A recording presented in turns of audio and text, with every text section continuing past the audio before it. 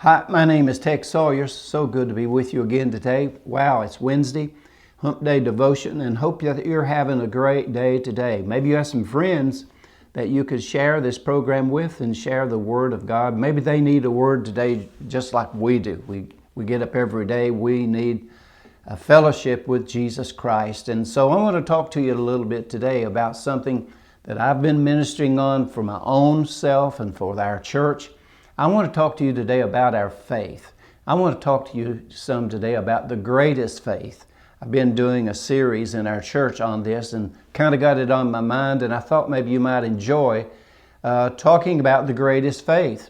And so we find this over in the book of Matthew, chapter 8, when the centurion came to Jesus, and it says that when he entered into Capernaum, there came a centurion to him. Now this centurion was a soldier in the Roman army. The Rome was occupying Israel at the time. This centurion was a hardcore, trained, we would say Marine here in America, but he was a centurion. He was over 100 men, and he was very powerful. And he went on to say something here that he said that his servant was sick, and he was saying, I don't want to lose this guy. I need this man, and I hear that you can heal the sick, because faith comes by hearing, doesn't it? And hearing by the Word of God. And so somewhere along the line, I've thought a lot about this, somewhere along the line, this guy who was part of the occupying army, who was trained, and he says, I know how to give out orders. I'm a man of authority, and I know how to take orders. I'm under authority. And he said, when I heard about you, I'm just paraphrasing this, Jesus, when I heard about you, I thought about the authority that you have. You see, the centurion had authority in the natural world, among natural things, soldiers, the politics, all the things that was going on. He could speak and people jumped. But he was saying to Jesus, I recognize your authority. Yours is a supernatural authority. And when I heard about you and heard how that you went about everywhere, healing the sick and raising the dead and casting out devils, I thought to myself, I'm speaking for the centurion, I thought to myself, here's someone who has authority in the spirit world like I do in the natural world, and I just believe if I can get to that man, that he can just speak a word of his authority and my servant will be healed. And I love that, because one of the things that the Lord brought out to me here about this guy was not so much his authority and what a big soldier he was, but the humility. He had to humble himself, a trained Roman soldier, a man of authority. He had to humble himself to go to a Jew, someone who was, that they were occupying. So he had to humble himself, and that's where his authority came in for him so strong. And I love this story, and it says, I'm not worthy that you could even come under my roof, but you just speak the word, and my servant will be healed. Now the Bible teaches us something very clear, that hearing the word is very important. Faith comes by hearing, and hearing by the word of God. But it also speaks very clearly about something that's very strong to us, and that is that you have to speak your faith. Your faith has a voice. That's what our subject is today. Your faith has a voice. When Jesus heard this man, it says in verse 10, when he heard it, he said to them, I say to you, I have not found so great faith, not in Israel. And so this man's faith was revealed to Jesus because of the words that he spoke. His voice revealed his faith. Yours does the same thing. Mine does the same thing. What are we talking about? What do we say? How do we react to adverse situations? How do we act when we hear something bad going on or something good going on? How do we act? And I want to go with you just quickly over to the book of Romans and read this to you, because your faith, my faith, faith comes off the vine via the tongue.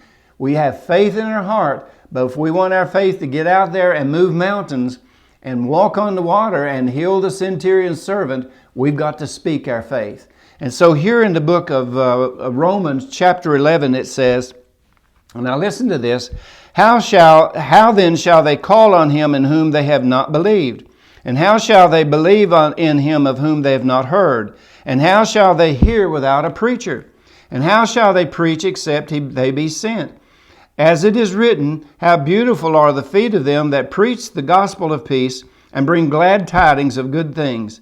But they have not all obeyed the gospel. For Isaiah said, Lord, who hath believed our report? So then, faith comes by hearing, and hearing by the word of God. Do you see how important your voice is? A preacher has to preach the word of God. You're a preacher today. You can preach to your husband or preach to your wife, you're a man. You can preach to your children. You can preach to your friends. Don't have to be someone like myself who is called into the fivefold ministry, and I sit in the office of a pastor or an apostle to some people. You don't have to be that way, but every one of us today, we can carry the Word of God with our voice. And this is where the power of God, man, I tell you, it's exciting when you speak forth the Word of God and the Word of God changes lives. I don't know if I've ever shared this story with you or not, but several years ago I was in London, England ministering for a friend of mine, and we were down in a neighborhood and they had rented a community center, and I was preaching there one night and knew nothing about this, but there was a lady walking by and that she was going to go commit suicide. But she heard me preaching and she heard something going on in that building, and so she stopped and came back and sat through that service. And the next year when I went there, she came to me and she told me the story. She says, I was going to commit suicide and I heard you preaching. Did you hear that? She heard the voice of faith. My faith was preaching that people would be saved, just like here in the book of Romans. How shall they hear unless a preacher be sent? What does the preacher do? He speaks faith. He speaks the word of God. And so I have that Bible over there in one of our rooms. And she gave me a Bible. She says, I just want you to have this Bible. I just feel like you ought to have it. And I just want to thank you for coming and preaching the Word of God. Those are testimonies that can happen to you. You can speak to someone in the grocery store. You can go to the hospital and visit someone.